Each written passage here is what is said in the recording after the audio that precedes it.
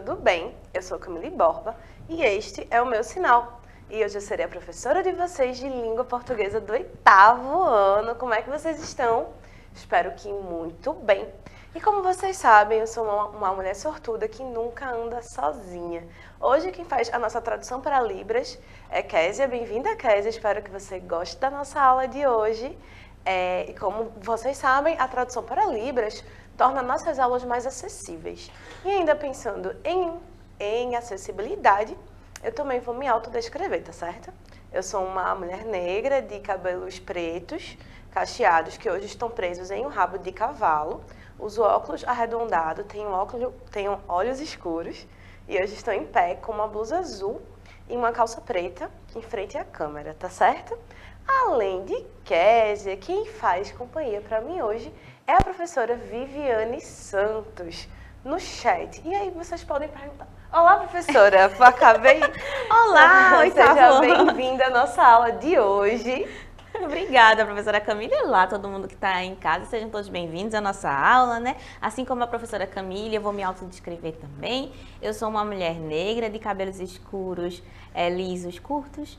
Tenho olhos escuros, os óculos arredondados. Hoje eu estou sentada aqui, ó, atrás de uma mesinha redonda com o computador à minha frente e eu visto uma blusa laranja. Você que está em casa é mais do que bem-vindo e convidado a participar da nossa aula por meio da nossa ferramenta interacional, que é o chat do aplicativo do Educa Recife. Então entra lá com seu número de matrícula, sua data de nascimento e deixa o seu comentário para a gente ir conversando durante a aula. Exatamente, obrigada, professora. Então, relembrando, temos o nosso aplicativo Educa Recife, que vocês podem baixar em todas as lojas de aplicativo, tá? Ou pelo QR Code abaixo, e é no aplicativo que a gente tem o chat, que é justamente a nossa ferramenta interacional. E, né, encerrando aqui a sessão de comunicados, a gente tem que lembrar que nossas aulas estão disponíveis tanto no nosso aplicativo quanto no nosso canal do YouTube Educa Recife. Então, qualquer dúvida, se você não pode assistir a aula no momento em que ela passa ao vivo, vocês sempre podem reassisti-la tanto pelo aplicativo quanto pelo canal. E, na dúvida, vocês podem deixar um comentário lá que a gente está sempre de olho, certo? E hoje a gente vai estudar o gênero romance. Quando a gente fala de romance, né, a gente pensa logo em amor, em histórias de amor, mas na verdade o romance é um gênero literário que vai compreender uma série de estilos, né? E quando a gente fala de gênero literário, a gente está falando de uma estrutura mais ou menos estável, que possui características reconhecíveis. Então, quando a gente fala do romance, a gente está falando do gênero romance. Portanto, uma narrativa em prosa que é um pouco mais longa, tá? Mas a gente vai ver aos poucos. Antes, eu queria lembrar com vocês de alguns conceitos, tá? Alguns elementos, alguns tópicos que a gente já vem vendo, que a gente já vem vendo. Que aí para a gente construir essa compreensão, né, do que é o romance. Primeiro, eu queria falar com vocês um pouquinho da linguagem literária. Então, é uma linguagem que pode ser encontrada em textos e prosa e versos, ou seja, gêneros literários em prosa, né, escritos corridamente, e em versos como a poesia, como o poema, né? E a linguagem não... Então, o que seria essa linguagem literária? Em que há um uso mais criativo da linguagem, digamos assim, em que pode haver uma distância, né, entre o que a gente escreve e o real, digamos assim. E a gente tem a linguagem não literária, que seria uma linguagem mais direta, uma linguagem menos subjetiva e que está presente em gêneros que têm a obrigação, né, entre aspas, ou seja, faz parte de sua característica, empregar uma linguagem que não produza um problema de compreensão. Porque quando a gente é muito subjetivo na linguagem, o que é que a gente pode ter? A gente pode ter uma incompreensão, alguns ruídos. A gente abre a interpretação, né, para mais possibilidades. E aí, quando a gente usa uma linguagem não literária e mais objetiva, a gente a gente ajuda, né, a comunicação. Não quer dizer que não haja ruído, né? Sempre o ruído, a incompreensão é sempre uma possibilidade quando a gente fala de comunicação, tá? Então, deve, portanto, ser objetiva, clara e concisa. A gente tem também a função poética da linguagem. E aí, o que são funções da linguagem? As funções da linguagem são um esquema, né, proposto por Jacobson, pensando nos elementos da comunicação. Então, a função poética, também conhecida como estética, é a função da linguagem que tem como objetivo valorizar a mensagem. Então, qual é a mensagem? Nesse caso, vai ser o texto escrito, né? Ou o texto falado, mas é a mensagem. O foco não é quem escreve, não é quem recebe, não é no canal, não é no próprio código. O foco é na mensagem. E isso quer dizer o quê? E aí tem como objetivo valorizar a mensagem de forma que ela está sendo transmitida. A função poética é uma das 6 funções da linguagem definidas pelo linguista Roman Jacobson, onde cada uma delas deve abordar os diferentes elementos da comunicação. Aí eu trouxe aqui, ó, a gente tem o emissor, que é quem fala, o receptor, que é com quem se fala, a mensagem, que é, no caso, o foco da função poética. E por que eu estou trazendo a função poética? Porque no romance, o romance enquanto um gênero literário, ele faz um uso intenso da função poética, que é justamente essa observação, esse foco na mensagem. E esse foco na mensagem inclui um trabalho detalhado com o quê? Com a linguagem. A gente tem também o referente ou contexto, que seria o assunto, o canal ou contato, o veículo, e o código, que é o sistema de linguagem. Tá? Isso aqui a gente, se vocês não viram esse ano, vocês já viram nos anos anteriores. Qualquer dúvida, joga aqui no chat ou joga no nosso canal do YouTube, tá? E aí, ó, na função poética, o objeto exaltado é a palavra. Ela deve ser trabalhada e comunicada de uma forma interessante, para que o leitor seja atraído. E entre as suas principais características, é possível citar. E aí vocês vão compreender por que eu estou falando da função da linguagem antes de falar do romance, tá? Ó, quando a gente tem uma palavra, quando a gente usa, né, a função da linguagem, então as palavras têm uma função estética, né? Então a gente vai procurar uma estrutura que soe melhor, que seja mais bonito, mais interessante. Utilização do sentido figurado ou conotativo, textos bem elaborados, figura de linguagem, há uma subjetividade no texto, busca surpreender, fugir do comum, são facilmente encontradas na literatura, poesia, música e publicidade. Aí a gente também vai revisar denotação e conotação, né? A denotação é o uso literal ou real da linguagem em uma declaração, né? Seria aquele sentido dicionarizado, mais objetivo. E aí a gente tem como exemplo, né, notícias. Em que gêneros? A gente usa nas notícias e reportagens, bula de remédio, manuais de instrução, textos científicos, que são gêneros que precisam de uma linguagem que seja mais objetiva, que não vá abrir tantas as possibilidades de sentido, né? E a gente tem a conotação, que aí já seria o uso figurado, metafórico ou subjetivo da linguagem, que é quando a gente usa a gente faz uso das capacidades da língua, né, de significar várias coisas e de ter um potencial de sentido. E aqui a gente vai ter, a gente usa muito as figuras de linguagem, e são textos, né, é o tipo de linguagem usadas em textos literários, mensagens publicitárias, histórias em quadrinhos e etc. Ufa, né, professora Viviane? Eu fiz aqui uma síntese de várias coisas para a gente chegar o que é o romance. E para gente que estudou literatura assim, com mais afinco, é muito difícil, né? Falar de romance e não começar a falar sobre o romantismo no Brasil, sobre o século XIX, sobre as inovações. Mas a gente não vai focar nisso aqui, a gente não vai focar como surgiu o romance, a gente vai fazer uma pincelada, vai fazer um comentário geral sobre o gênero romance, tá? Então, o que é romance? O romance é uma forma literária narrativa. Por que narrativa? Porque ela vai contar uma história escrita em prosa, então não é em verso, então é o uso corrido, que se popularizou na literatura ocidental durante o século XIX. Então, observemos que os gêneros textuais eles vão sendo criados, né, ao longo das necessidades. humanas e tal. E o romance, ele surge quase que para preencher um espaço ali que tem muito a ver também com o contexto histórico, né? A gente está falando do século XIX, que é o século em que há uma ascensão burguesa. E parece que careceu-se de um gênero literário que representasse bem essa nova classe social emergente. E havia também um certo declínio de alguns gêneros, como, por exemplo, o gênero épico. Então, quando a gente pensa em prosa, até o século XIX, a gente vai ter outros gêneros textuais, como o ensaio, como um romance epistolar, né, como cartas e tal. Não necessariamente o romance como a gente conhece hoje. E aí, o que seria o romance, né? Suas origens, a origem do romance, entretanto, remetem a Dom Quixote, novela de cavalaria escrita por Cervantes no século, meu Deus, 14.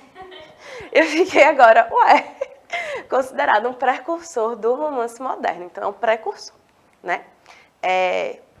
E aí, o que a gente pode falar do romance, né? A gente pode dizer que faz um gênero, é um gênero que faz parte da ordem do narrar, né? Que são gêneros cujo domínio são da cultura literária ficcional, marcados pela manifestação estética e caracterizados pela mimesis da ação através da criação. Aí vocês, o que é isso, né?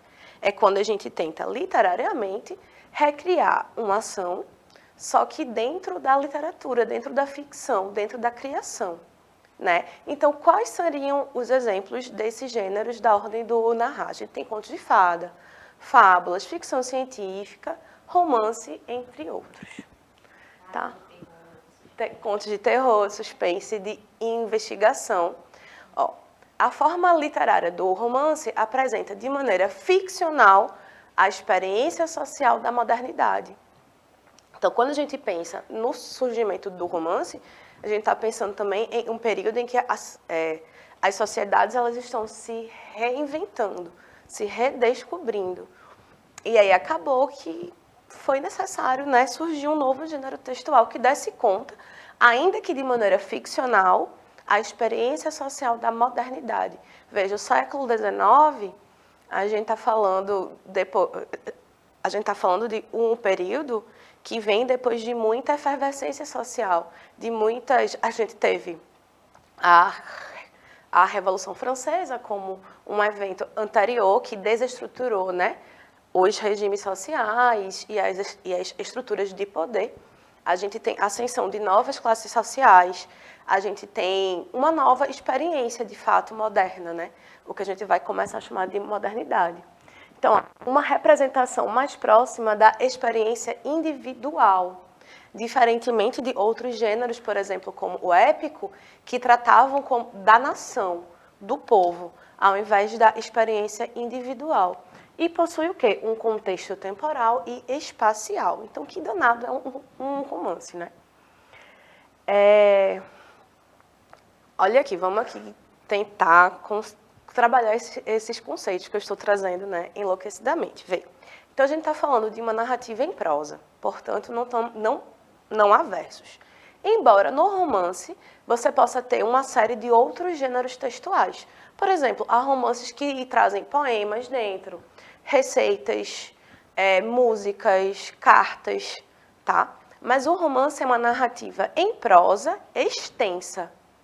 Então, a gente tem também que prestar atenção na dimensão, porque ela é maior que um conto, ela é maior que uma novela, ela é maior que um mini-conto. Então, o romance ele é extenso, tá? Em prosa, e nele a gente vai ter esse questionamento individual, né? A gente vai ter representados de maneira ficcional a experiência social. Claro que o romance ele vai abarcar uma série de temas. Então, você pode escrever um romance sobre absolutamente qualquer coisa, inclusive romances. E aí são os romances românticos, que são aqueles que vão falar sobre histórias de amor, tá? Antes de serem vendidos e editados em forma de livro, para facilitar para vocês, o romance, em geral, é o que a gente chama de livro. Ah, você leu o livro Dom Casmurro?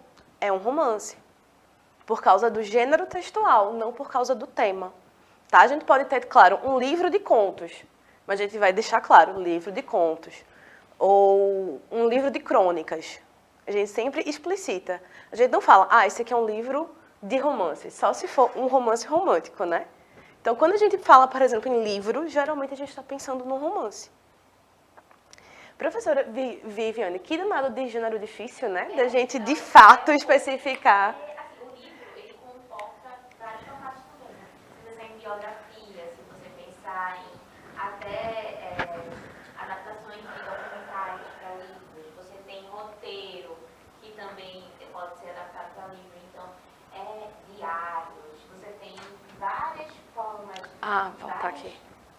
Pronto, eu acho que acabou que a professora Viviane ficou sem som, mas o que ela estava dizendo é que quando a gente fala em livro, a gente fala de toda uma série de outros gêneros, né? Mas aí, o romance é que meio que começa também, que abre uma porta, né? Por ser muito menos estático, por abarcar muitas possibilidades, abre espaço para outros gêneros textuais, né? Então, uma curiosidade é que antes de serem vendidos como livros, como a gente conhece hoje, os romances eram publicados em folhetins, que eram historinhas que saíam uma vez por semana nos jornais.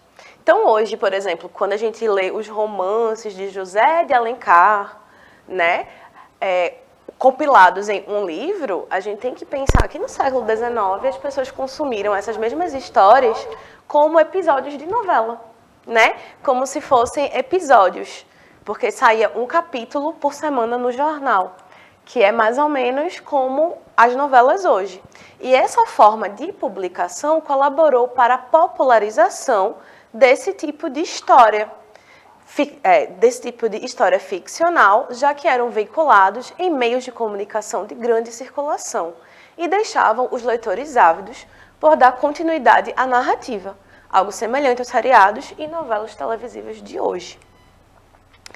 O romance é uma obra literária que apresenta uma narrativa em prosa, normalmente longa, com fatos criados ou relacionados a personagens. Então, a narrativa, que o fato de contar uma história, de possuir elementos narrativos, é essencial para que a gente defina o romance. Sim, e os personagens, desculpa. Não, professora, por favor. Os personagens são aqueles que nos guiam nas histórias, e né? nas ações. E nas ações. E muitas vezes há romances em que as personagens elas são inspiradas em pessoas que de fato existiram.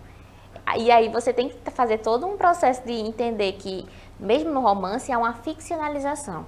Então, no romance é muito importante a construção da ideia de que aquilo não precisa ser fiel à realidade, porque é o conceito de mimesis. É parecido, a gente vai lá buscar referências, buscar ações que façam sentido, mas tem sempre essa liberdade criacional.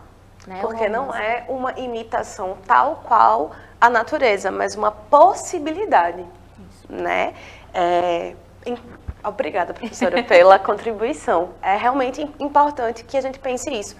Em um romance baseado em fatos, por exemplo, há sim um fator de veracidade, mas há também a ficção, há também um espaço para o engenho, para a criação, para que aquela história faça sentido dentro do romance. Então, quando a gente fala, por exemplo, em uma mímese do real, né, em uma cópia do real, uma elaboração do real, a gente está falando que tem que fazer sentido não comparando com a nossa realidade, mas comparando com o que está exposto no romance. Isso. A história tem que fazer sentido em si. Se a gente pegar o exemplo de Alice, né? De Alice no País das Maravilhas, pra gente aquele romance uma viagem. O que está acontecendo? Um coelho que fala que está atrasado, ela entra dentro de um buraco, entra de um mundo novo. Então aquilo não existe na nossa realidade, no sentido de que é uma reprodução fiel do que a gente vive. Mas para o romance, aquela realidade é coerente, ela vai viver naquilo. Isso, por quê? Porque foi construído um universo ali ficcional em que aqueles elementos eles são aceitos. Isso. Então ali dentro uma palavra estranha, da diegese do romance, ou seja, dentro da estrutura do romance, tem que fazer sentido. Então, pronto. Aí quando a gente fala em fatos criados ou relacionados a personagens, há então espaço para elementos verídicos, sim, mas também para a criação. E esses personagens vivem diferentes conflitos ou situações dramáticas numa sequência de tempo relativamente ampla. Então, veja, a gente tem que ter um espaço, um tempo, personagens, narrador, uma narração, que é essencial. E aí, claro que a gente pode, sei lá, passar acho que umas 10 aulas falando sobre romance, né, professora? Toda a crise do romance, o romance na pós-modernidade, a morte do autor, um bocado de coisa, enredo, as possibilidades do romance. Tudo indica que o termo romance teve origem na palavra romanice, cujo significado está relacionado a qualquer obra escrita em romanço, língua falada na região ocupada pelos romanos. Mas isso é somente o nome do gênero, eu ia dizer o título, veja, o nome do gênero, né? Foi só uma curiosidade. Porém, foi a partir do século XVIII que o termo romance começou a ser utilizado com a acepção que conhecemos hoje. Isto é, uma narrativa longa escrita em prosa. Perceba que toda definição de romance ela é muito mais ampla do que a gente poderia ter de outros gêneros. Né? Por quê? Porque o romance ele é, de fato, um gênero muito amplo, que vai abarcar outros gêneros, cuja principal diferença de outros gêneros narrativos semelhantes é justamente ser escrito em prosa e ter uma narrativa longa. Você pode ter um romance com somente um personagem, mas em geral você vai ter mais de um personagem. Você pode ter um romance que seja quase todo um diálogo, mas a extensão vai ser relevante para a gente definir como um romance. E o romance abarca muita coisa, né? Então, eu consigo ter um conto dentro de um romance, eu consigo ter uma música dentro de um romance, mas eu não consigo ter um romance dentro de uma música. Não. Porque é justamente essa... A expansão. A expansão. A possibilidade de ser realmente um gênero múltiplo, um gênero que eu acho que para quem escreve, eu fico pensando assim, que quem escreve hoje tem uma liberdade de forma que autores de séculos passados não tinham. Porque todos os limites do romance meio que estão sendo quebrados nos últimos séculos, né? Então, se ele já é um gênero que hoje a gente vê como um gênero muito amplo, mas o romance no século XIX, ele era cheio de regras, né? O romance ele vai passando ao longo da história, por essas reinvenções. Sim. Né? Portanto, romance e o romantismo surgiram ao mesmo tempo e parecem terem feitos um para o outro. Então, um grande motivo pelo qual o romantismo foi uma das escolas literárias mais, não sei, apreciadas, proeminentes, é justamente porque ele casou muito bem com o romance. E aí você tem uma profusão de romances românticos escritos nesse período, né? Ao contrário dos poemas épicos, o romance surgiu para representar pessoas comuns e ser o reflexo do povo. Então, isso que eu disse, né? Essa quebra de representação. Dessa forma, é um gênero textual que, segundo o crítico Maçô de Moisés, foi porta-voz das ambições, desejos e vaidades da burguesia em ascensão, além de servir como fuga da realidade. Adoro. Então, eu acho que aqui a gente consegue ter uma síntese mais forte do que é, de fato, o romance. Por que ele foi tão, né, proeminente? Porque ele oferece uma fuga da realidade através da narrativa. Ele vai falar sobre o quê? Sobre o humano, sobre o homem no mundo, né? O homem em suas relações. Então, é um gênero que parece que foi feito para o humano. É quase paradoxal, né? Eu fujo da minha realidade humana através de uma realidade ficcional. Exatamente. Minha gente, eu falei muito, né? E aí a nossa aula, infelizmente, está chegando ao final. Mas eu prometo que a gente vai ter uma parte 2 dessa aula do que é o romance, para a gente se aprofundar. É bom que eu trago mais exemplos, professora Viviane, vai ser ótimo. Como sempre, gente, foi um prazer estar aqui com vocês. Essa aula vai ter parte 2, porque a gente ainda vai ver trabalhar... A gente nem chegou nas características do romance ainda. Então, veja só, isso aqui foi mais uma introdução. Então, eu espero que vocês tenham gostado, né, dessa aula, que vocês se instiguem para que a gente possa continuar. Olha só quanta coisa, professora, ainda tinha para a gente ver. Inclusive, já dei o quê? Um spoiler, que a gente vai ler um trecho do Pequeno Príncipe. Massa, gosto. Como sempre, gente, foi um prazer estar aqui. Obrigada, Késia. Obrigada à produção. Obrigada à professora Viviane. Eu me despeço por aqui e vou passar para a professora Viviane dar um beijo para vocês. Tchau. Tchau, gente. Até a próxima. Espero que vocês tenham se divertido. E a gente continua falando sobre o romance na próxima aula, né, professora Camila? Com certeza. Um beijo, gente. Até a próxima.